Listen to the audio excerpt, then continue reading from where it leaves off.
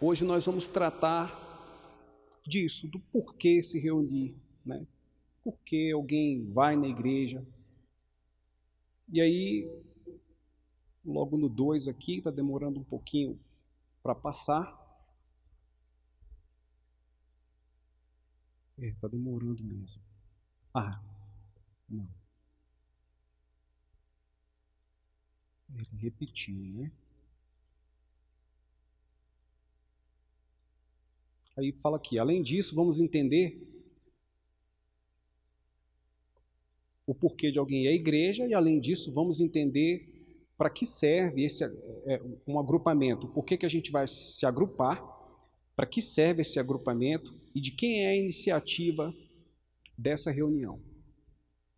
Como foi falado na aula passada, existem duas maneiras de você adorar a Deus, né? De forma privativa, da forma privada, aquela forma que você em casa, que você sozinho cultua a Deus, e existe aquela forma que você vem à igreja, como eu já falei já no início, como as pessoas do mundo inteiro fazem, que é se deslocarem para ir a um determinado lugar cultuar a Deus. Então, a gente tem que entender o primeiro ponto, que é por que devemos vir, quem te traz à igreja, e a pergunta é, devemos nos reunir? A gente deve se reunir? Por que devemos nos reunir? E agora eu vou pular o slide, e aí vem essa pergunta, né? Devemos nos reunir? Aí vem uma afirmação aí, Deus ama mais o culto público que o culto privado. E aí tem um salmo de número 87, 2, que vai dizer assim, o Senhor ama as portas de Sião, mais do que todas as habitações de Jacó. Agora a gente vai abrir aqui um parênteses. Deus é quem escolheu o povo dele. E desde o início foi assim, Deus, quando foi libertar o povo de Israel do Egito, Deus mandou Moisés ir lá e falar, olha, eu vou libertar o meu povo e eu quero que eles me adorem aqui nesse monte. Quando Moisés teve um encontro com Deus lá na sarça ardente. Deus queria que o povo dele fosse liberto, ele ia libertar o povo dele e queria que o povo dele fosse adorá-lo coletivamente. Isso é muito bom enfatizar naquele monte. A Bíblia inteira está repleta de Deus agindo de uma forma coletiva. Coletiva, Deus, desde a criação, já se manifestou coletivamente. Agora, o próximo slide, ele vai falar, por exemplo, de razão, né? À luz da razão, né? Por que à luz da razão, só racionalmente, sem adentrar a Bíblia, nós poderemos falar em coletividade em diversos pontos. Vamos para o primeiro, né? Platão. Platão é uma referência de razão para o mundo inteiro, para o mundo científico. Platão influenciou para a formação do nosso pensamento. Aristóteles veio depois sistematizando a lógica, mas Platão é uma referência, porque Platão, quando falou da cidade perfeita, a cidade traz uma ideia de coletividade. A cidade perfeita, aquela que ele presumia que acontecia, as coisas aconteciam primeiro no mundo perfeito, para depois acontecerem aqui. A ideia principal que estava por trás disso era coletividade. A gente saindo de Platão, a gente vai... Vou esperar um pouquinho, porque está demorando um pouquinho a passar o... Você pode ir passando aí? Vai ser melhor para mim. Também não está? Bom, olha lá. Primeiro a gente fala de Platão, a cidade perfeita. Depois, ainda falando em coletividade, a gente vai falar em sistema solar. São bilhões de sistemas solares no universo inteiro. Só na nossa Via Láctea, quantos bilhões a gente vai ter? Eu sei que no início isso pode estar parecendo meio confuso, mas é porque não tem como não ser confuso ao se falar em Deus e ao se falar em coletividade para nós que tivemos uma ideia de que sempre Deus deve ser adorado tão somente de uma forma privada. E isso é um pensamento que não surgiu hoje, isso é um pensamento que, principalmente, quem criou, quem implantou esse pensamento na humanidade foi, assim, vamos falar em tese, a Revolução Francesa. Então tem muito tempo que isso vem influenciando o pensamento humano. Então olha lá, sistemas solares, bilhões, galáxias. Quando você fala em galáxias, você normalmente vai pensar em bilhões também, né? A Via Láctea vai falar em 100 bilhões de sistemas solares. Quando você vai falar em galáxias, 100 bilhões de galáxias, isso é inimaginável, isso é incontável, né? Pode passar, por favor. Vírus ou bactérias. Questão de vírus ou bactérias, nós estamos acostumados aí agora, estamos passando saindo de uma fase, né? Onde um vírus praticamente dominou, né? Levou milhares de pessoas. Aí a pergunta é a seguinte: o que um vírus faria se ele não se desenvolvesse, se ele não se multiplicasse? O que uma bactéria faria no seu corpo se ela não se multiplicasse? Será que ela sairia matando milhares de pessoas? São perguntas que depois, à luz da razão, você pode investigar e você vai chegar à conclusão de que não faria absolutamente nada, ficaria ali parado. Um vírus sem se desenvolver, sem se multiplicar, uma bactéria sem se desenvolver, sem se multiplicar, não faria absolutamente nada. Vamos lá? Átomos.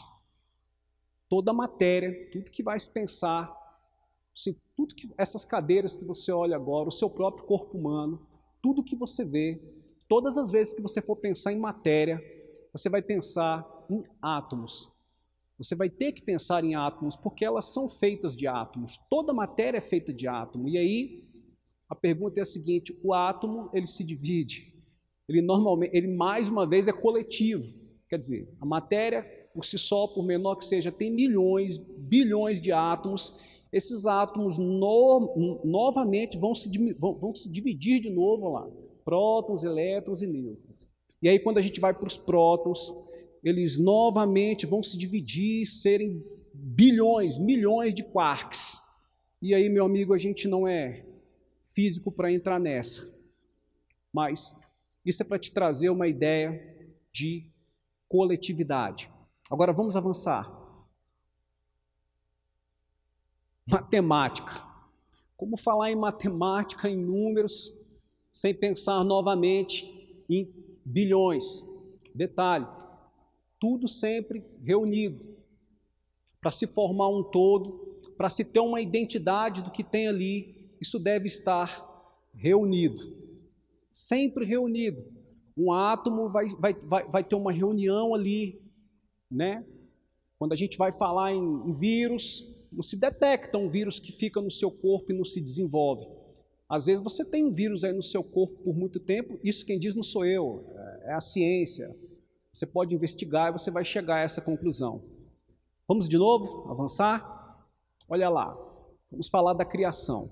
Quando Deus se apresenta, quando Deus inicia a criação, ele já não aparece sozinho, ele aparece como três. A Trindade está ali revelada no ato da criação. Não um sozinho, mas um que ao mesmo tempo é três. Perceba que não é de fácil compreensão humana a ideia de ter um Deus que é três ao mesmo tempo. E isso será sempre assim. Nós nunca vamos entender direito isso, mas na essência, Deus é um e ao mesmo tempo é três. E olha só, no capítulo 1 de Gênesis, logo quando ele começa a criação, olha lá quantas coisas que ele fez, que nos traz a ideia de coletividade, né? Águas, está no coletivo, águas e águas. Luz, eu não vou nem falar para você, eletromagnetismo, íon, e aí vai. é muita coisa, tudo no coletivo. Aí você vai, espécie, animais segundo a espécie, tudo segundo a espécie, traz a coletividade de novo. Luzeiros, está no coletivo. Dias, tarde e manhã, estrelas, expansão dos céus, répteis, aves, grandes baleias, frutificai, multiplicai-vos, bestas feras, peixes. Olha ele falando, nossa imagem. Foi como se foi fazer o homem, né? Macho, fêmea, exércitos. Tudo trazendo a ideia para você de coletividade. E aí você, como eu falei no começo, é Deus que elege e liberta um povo, de novo no coletivo. Você não pode ter a ideia de povo pensando em uma única pessoa. Está lá no coletivo para adorá-lo. Vamos passar, por favor? Bom, na aula passada se falou em assembleia, né? Deus reúne um povo, a gente cultua Deus numa assembleia, ou de uma forma privativa, como foi falado, né? Que nós representamos um reino, somos embaixadores, e essa aula não pode se desconectar do que foi falado na aula passada. Então, pode avançar mais um pouco. Cristo, e aí eu vou falar, como eu disse há alguns minutos atrás, Deus falando, Cristo é o próprio Deus, os três são um só, e aí a gente vai falar em trindade. Então, o próprio Deus falando para você, quando aqui estava na forma humana, porque onde estiverem 2 ou 3 reunidos em meu nome, ali estou no meio deles. Olha lá a palavra, reunidos. Olha lá, 2 ou 3, coletividade. Sempre a palavra coletividade, ela vai estar presente. E como se não bastasse, vamos mais para frente um pouco. Olha lá. Quando a igreja se reúne, Deus se manifesta no meio dela. Mateus 18, 20. Deus conforta seu povo através de sua palavra lida, cantada e pregada. Colossenses 3,16. Vamos lá. Concede a participação no corpo e no sangue de Cristo, na ceia do Senhor. Convence e converte incrédulos pelos ensinos da igreja. Fortalece uns aos outros pelos dons. Pode avançar, por favor? E agora reunindo-se. Identidade. Quando uma igreja se reúne, primeiro ela se reúne para ela se ver como igreja, para ela conhecer quem é a igreja, para ela ter uma noção de identidade. Como assim? Vamos lá, grupos. Hoje nós estamos vivendo um período no mundo, vamos falar no âmbito, por exemplo, Brasil, onde, politicamente falando, grupos se reúnem para buscar cada um os direitos que acham que tem. Pelo menos no mundo do direito é assim. Mas sempre que você vê grupos, você vai ver ali uma identidade. Quando você vê de longe pessoas de branco conversando, falando sobre sangue, falando palavras que levam da área da medicina, você pensa, são médicos que estão ali. Quando você vê pessoas tratando de outros assuntos, tratando de, por exemplo, direito, você vai imaginar, são advogados que estão ali. Então, um grupo reunido cria uma identidade. Mas para que criar uma identidade? Qual a ideia de uma identidade? Por que eu preciso cultuar a Deus e, como igreja, ter uma identidade? Vamos avançar?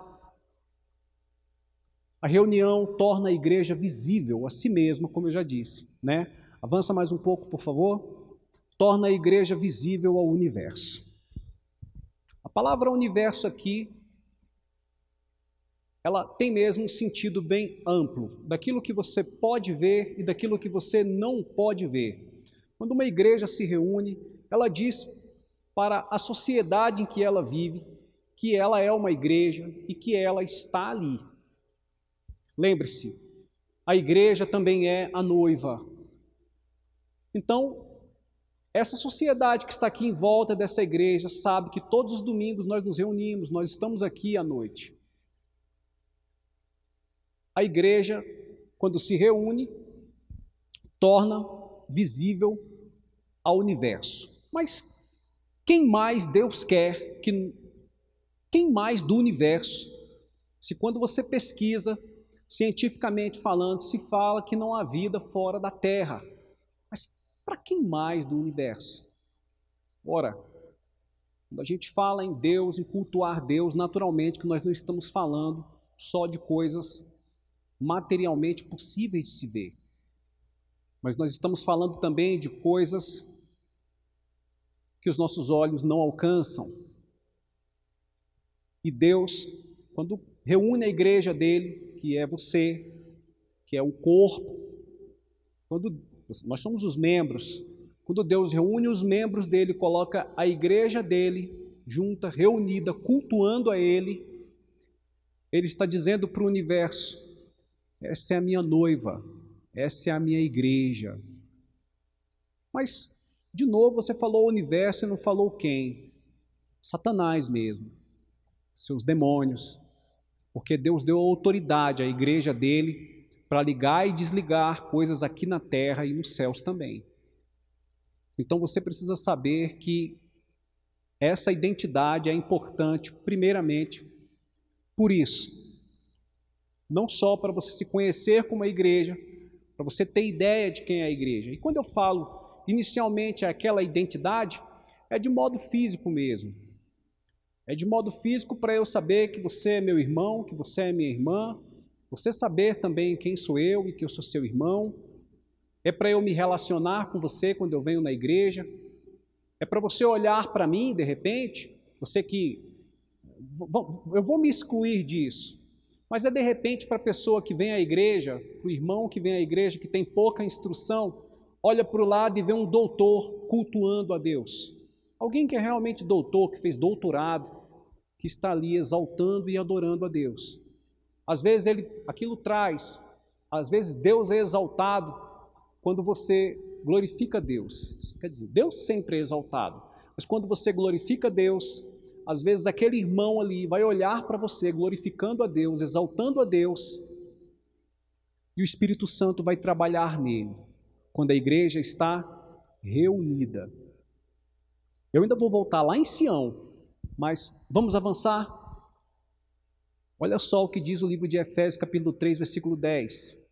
E isso para que agora, pela igreja, a multiforme sabedoria de Deus se torne conhecida dos principados e das potestades nas regiões celestes.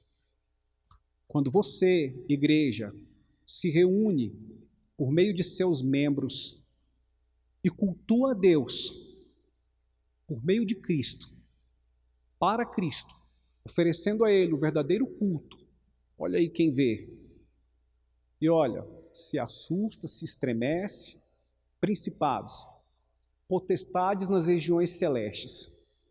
Não só os anjos veem isso, como também os demônios veem isso. Há uma importância, se não houvesse uma importância, como eu disse lá atrás, depois eu vou voltar para esmiuçar o Salmo 87, versículo 2. Deus ama o culto público mais do que o culto privado, particular.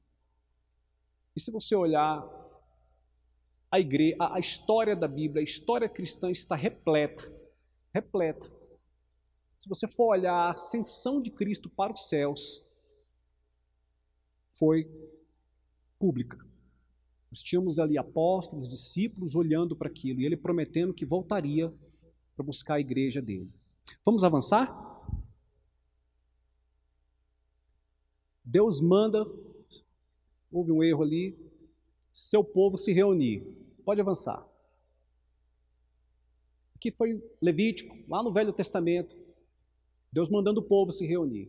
Durante 7 dias apresentem ofertas queimadas ao Senhor. No 8º dia vocês terão uma santa convocação e apresentarão ofertas queimadas ao Senhor. É reunião solene, não façam nenhum trabalho nesse dia. Cultuar a Deus.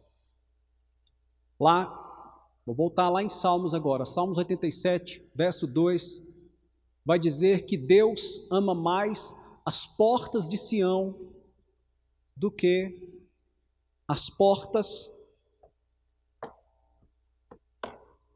Deixa eu abrir aqui para você. Eu já tenho.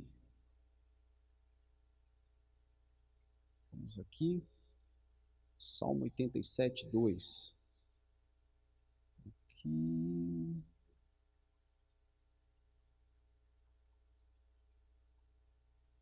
O Senhor ama as portas de Sião mais do que todas as habitações de Jacó. Agora presta atenção, por favor. Existe um versículo da Bíblia famoso, um verso muito famoso que vai dizer que Deus amou o mundo de tal maneira para que todo aquele que nele crê não pereça, mas tenha vida eterna. Vai existir um outro famoso que muita gente não concorda muito, que vai dizer que Deus predestinou você em amor. A pergunta que deve pairar para nós é se o amor de Deus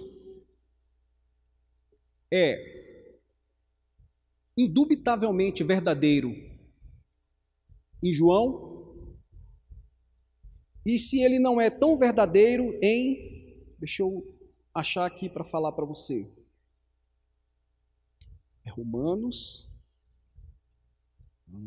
peraí,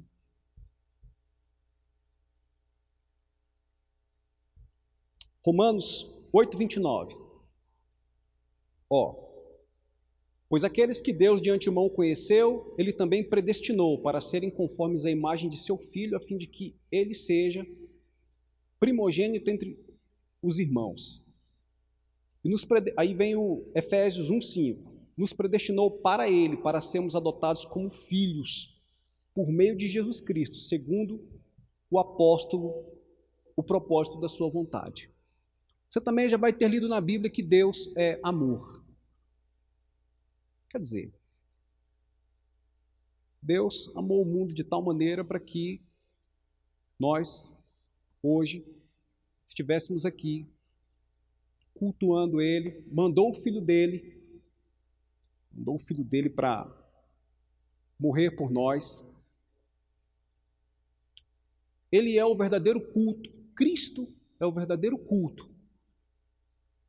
Daí eu vou trazer uma ideia para você de cultuar a Deus.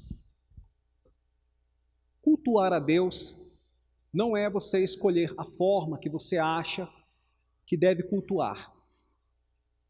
Não é você não deve se atentar a uma forma que você, na sua mente limitada, nós humanos temos uma mente limitada, acharmos que é a nossa forma de cultuar a Deus que é a forma correta.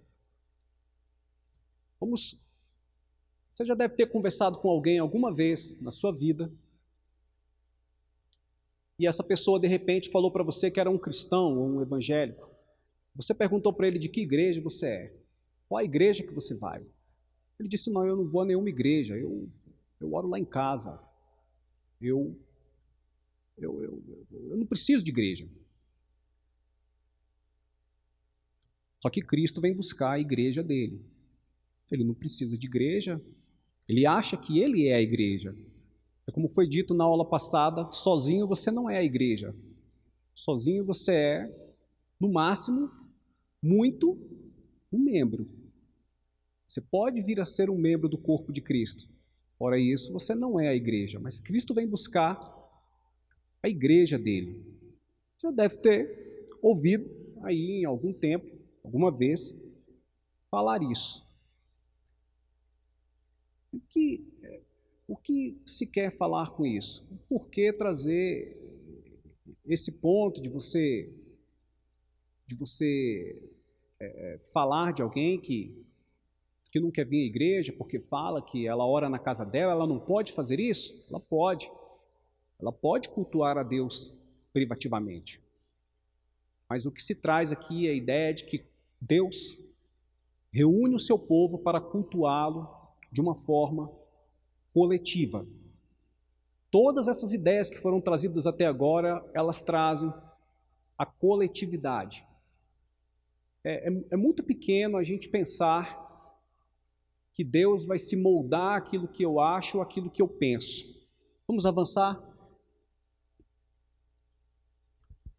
A iniciativa e forma de adoração. A iniciativa e a forma de adoração provém do próprio Deus, pois Ele dá o primeiro passo na forma de como Ele quer e deve ser adorado. No Êxodo foi assim. Foi Deus quem libertou o povo de Israel e foi Deus quem disse como Ele queria ser adorado. No Novo Testamento, a gente também vai ter, mas vem a hora, e já chegou, em que os verdadeiros adoradores adorarão o Pai em espírito e em verdade, porque são esses que o Pai procura para seus adoradores. Veja que sempre a gente vai estar no coletivo, seus adoradores. Deus é espírito e é necessário que seus adoradores o adorem em espírito e em verdade. Pode avançar, por favor? Devemos nos apresentar a Deus como sacrifício vivo, lá em Romanos 12:1. Podemos nos oferecer a Deus apenas porque Cristo primeiro se ofereceu por nós. Então, tendo nos salvado, Deus soberanamente nos concede o que Ele pede a nós. Qual é a ideia disso, principal? A Bíblia vai falar que tudo é por Ele, por meio dEle e para Ele. Então, nós, seres humanos, não somos capazes de produzir uma adoração verdadeira a Deus. Deus, então, envia seu Filho para morrer, para ser ora sacerdote, horas homem e horas Deus. Uma mistura. Para morrer por nós. E Ele é o próprio sacrifício vivo. Ele é a própria oferta viva. Ele é o próprio Deus que produz para si o próprio cordeiro, como já foi dito lá em Gênesis, lá atrás. Deus proverá para si o cordeiro. Então não há como nós, seres humanos, acharmos que vamos por nós mesmos cultuar a Deus, dar a Deus o que Ele quer. Não. Então Deus manda a igreja dele se reunir, para quê? Deus manda a igreja dele se reunir, e quando a igreja dele se reúne, Ele trabalha na igreja dele.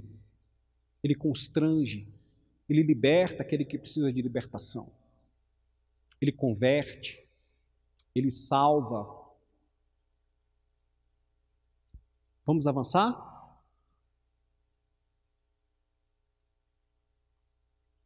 Quando adoramos a Deus em Cristo, é o próprio Deus que está trabalhando em nós, tanto no querer quanto no efetuar, conforme sua boa vontade. Perceba, a boa vontade nossa não é suficiente para agradar a Deus. A boa vontade deve ser aquela expressada pelo próprio Cristo ao Pai. Então, o que nós viemos fazer na igreja quando nos reunimos é adorar o Cristo, é adorar o Filho dele, é ser a noiva reunida, organizada, arrumada coletivamente. Deus triuno é tanto o principal sujeito quanto o principal objeto de nossa adoração. Essa é uma frase de teólogos famosos. Parece uma verdadeira confusão. Como que eu venho aqui achando que eu venho receber Deus? Eu venho aqui porque eu tenho problemas. Eu venho aqui porque eu preciso ser cheio de Deus, para na semana eu vou me esvaziar naturalmente, né? E aí na outra semana eu venho de novo recarregar as minhas baterias. Essa é a ideia que eu trouxe para você bem no começo. Mas não é isso que Deus quer de você. Deus quer que a igreja dele se reúna coletivamente, adorando Ele em espírito e em verdade, oferecendo a Ele o próprio Cristo, que é o culto perfeito a Ele mesmo. Então aí fica claro, o Deus triuno é tanto o principal sujeito, quanto o principal objeto de nossa adoração. Pode avançar mais um pouco? Deus Pai conhece e predestina um povo para si mesmo, com base em sua própria vontade amorosa. Ele chama os pecadores para confiarem nele, justifica o culpado e nos transforma de idólatras em adoradores. Logo no começo eu falei para você sobre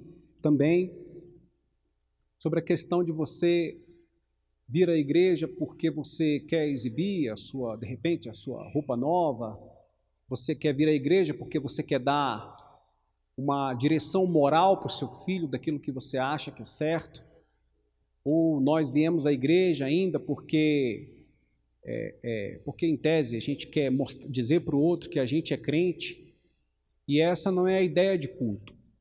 É Cristo que te reúne, é Cristo que constrange você, é Cristo que traz você à igreja para se reunir, para ser a noiva dele.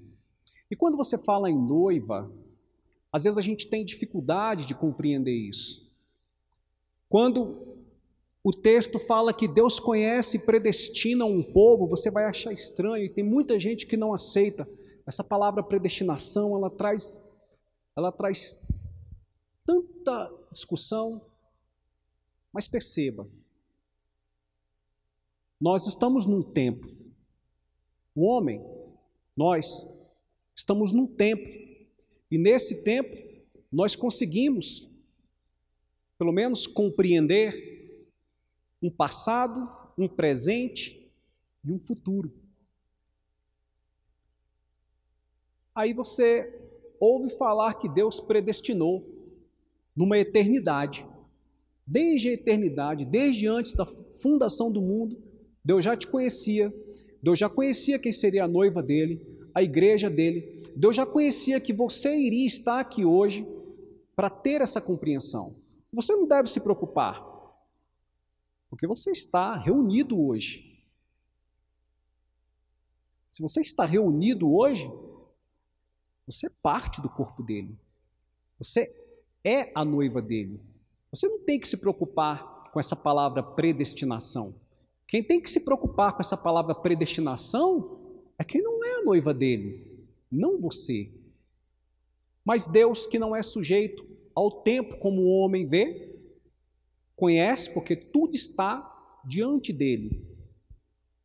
Como tudo está diante dele, ele conhece, sabe, e ele predestina.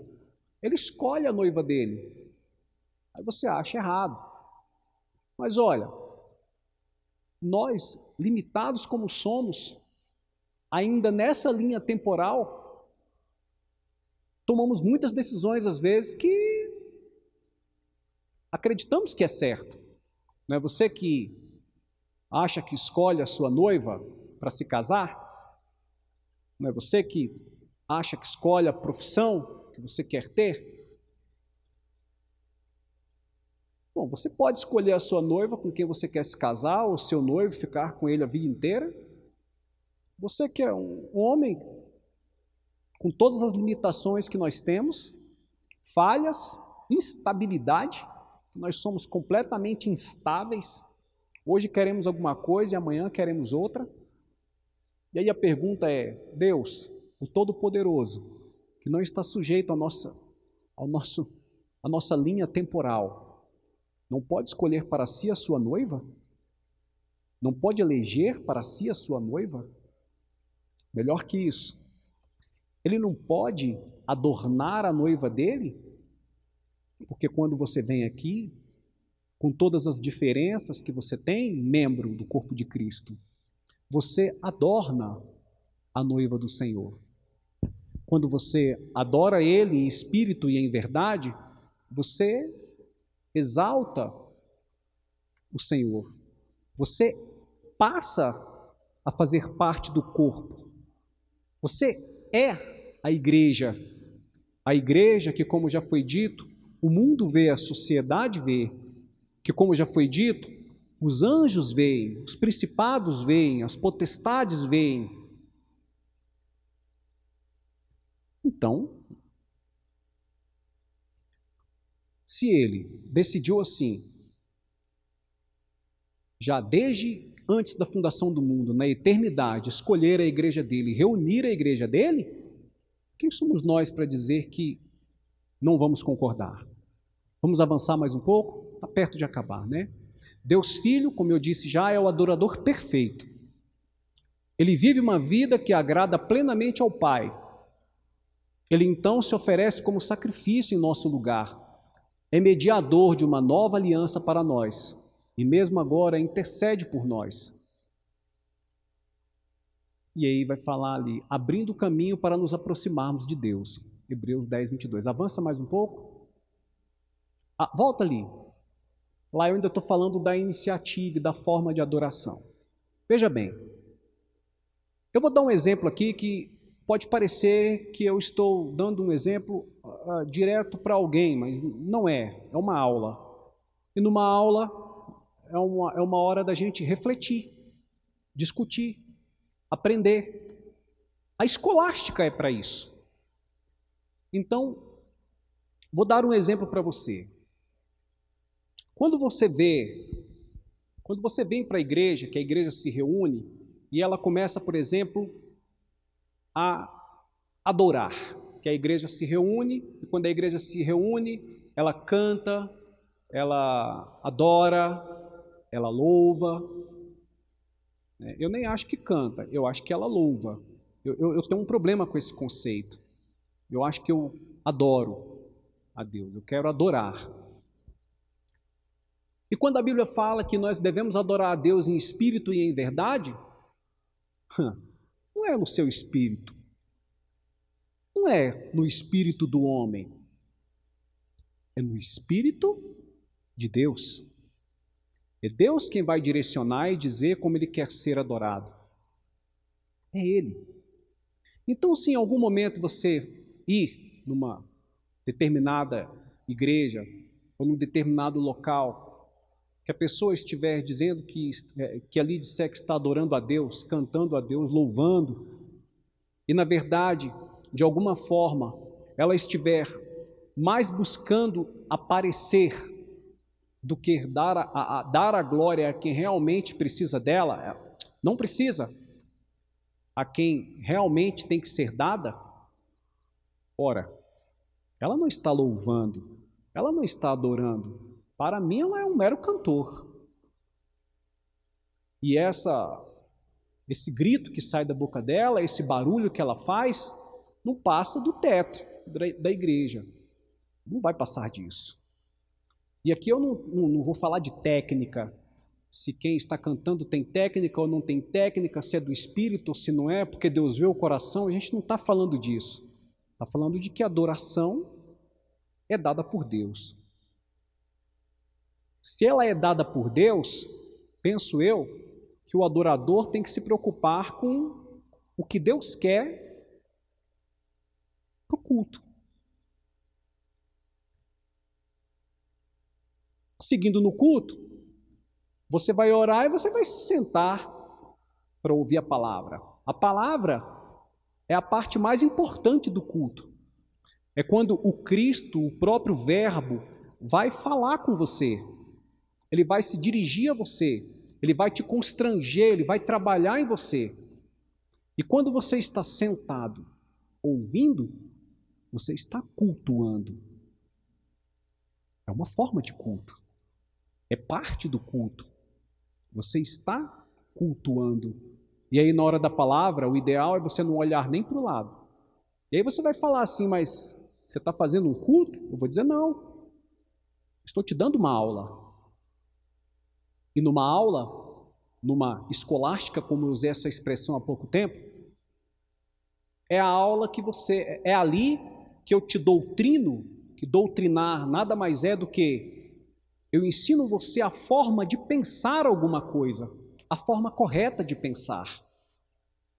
Então hoje, nós não falamos que você vem aqui para dar alguma coisa de si.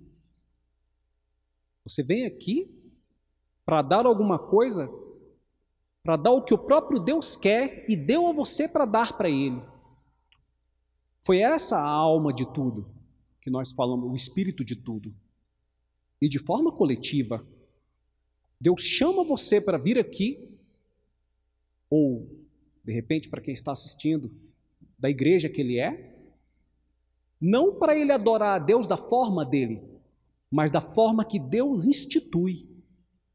E é isso que a igreja deve buscar fazer. É assim que a noiva deve buscar se arrumar para a vinda do Senhor.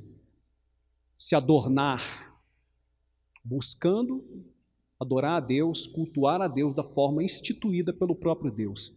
Vamos então, o verdadeiro culto coletivo nos é dado por Deus e não por vontade humana. Deus, que é trino, elegeu coletivamente um povo, predestinou sua amada igreja em amor, amando-a mais quando o adora em coletividade do que pessoalidade, e se manifesta no meio do seu povo quando se reúne, nutrindo e preparando para si sua noiva. É isso, irmãos. Então nós não devemos vir para a igreja simplesmente para, como foi dito, tentar aparecer de alguma forma. Você não deve vir para a igreja prestar culto a Deus para exibir a sua roupa nova. Ou você não deve vir se reunir com uma ideia de se sentir bem. Porque às vezes você vai ouvir alguma coisa, naquele dia vai ser dito alguma coisa para você que não vai te fazer se sentir tão bem. A ideia é você participar do melhor. Perceba, às vezes você tem uma reunião, você é pai, e você vai na escola do seu filho para uma reunião de professores. Mas antes da sala de reuniões, você passa por uma sala para fazer um lanchinho. Os professores, a escola, a diretoria, a direção preparam um lanchinho ali para você. E aí quando você chega naquela sala com aquele lanchinho, você fica maravilhado com aquilo. Você fala, rapaz, isso aqui tá bom. E aí você participa dos comes e bebes e você, de repente, esquece de entrar na sala. Perceba. E aí quando você vai embora, você perdeu a metade da reunião, ou você não sabe o que foi dito, e você perdeu o principal. A ideia é a seguinte: você não foi ali para o lanchinho, mas você se contentou com o lanchinho. Deus, em sua graça, às vezes, permite que você sinta alguma coisa, perceba alguma coisa de uma forma humana, quando o que ele tem de melhor e verdadeiro é para aqueles que o buscam em espírito e em verdade. Quando, às vezes, você vem para a igreja pensando em fazer essas coisas que eu te falei, consumir Deus, um dos exemplos, você é um consumidor. Você até quer colocar culpa em Deus porque você orou e ele não te respondeu. Se pudesse, você contrataria um advogado para entrar com o Código de Defesa do Consumidor, porque você é consumerista de Deus. Você foi lá e não deu certo. Até porque há muitas... Esse ensino existe por aí. Mas Deus não te reuniu para isso. Deus te reuniu para você adorá-lo, para você se reunir e para você dar a Ele, prestar a Ele o verdadeiro culto, que é Cristo, o sacerdote que hoje intercede por nós. A ideia era essa, irmãos. Uma boa noite a todos. Glória a Deus. Vamos ficar de pé, queridos? Vamos orar? Glória a Deus, que bênção. Davi fala no Salmo 25 um pouco disso. Ele diz que o Senhor é bom e Ele ensina o caminho aos pecadores. Todos nós somos pecadores, né? Amados por Deus, escolhidos por Ele. E é Ele quem vai nos ensinar como agradá-lo. O culto a Deus é algo que se faz e que é agradável a Ele. Nossa oração é que o Senhor nos ensine a cultuá-lo em espírito e em verdade, a cultuá-lo de acordo com o seu coração. Que o Senhor nos ajude a crescermos na adoração, porque é para lá que nós estamos indo, para um grande culto de adoração eterno. E na pessoa do Senhor Jesus, nós vamos aprender e crescer para que possamos ser agradáveis, o nosso culto seja agradável a Ele. Nós vamos orar encerrando, nós temos aí 15 minutos para um intervalo, a gente vai às 19 horas iniciar o nosso culto a Deus, amém? Feche os seus olhos então, vamos orar. Deus Todo-Poderoso, Tu és o nosso Pai e nos chamou, nos aproximou de Ti na pessoa do Senhor Jesus, Teu Filho amado, e Ele, Senhor, sendo o caminho e acesso até Ti, nos leva, Senhor, a sermos adoradores. Pedimos que o Senhor nos ajude a adorarmos a Ti em espírito e em verdade. Nos capacite e, ó Deus, que o Senhor possa, Pai, ó Deus, nos conduzir para que possamos, Senhor, ó Deus, em tudo, como diz a Tua palavra, fazer para a glória do Teu nome. Abençoe-nos, ó Pai, nesta noite, quando formos cultuar ao Senhor. Que o Senhor possa, Pai, ó Deus, receber a nossa adoração, o nosso culto, pois nós o faremos no nome de Jesus e para a glória do Senhor. E isto oramos pedindo, Pai, no nome de Teu Filho amado. Amém e amém.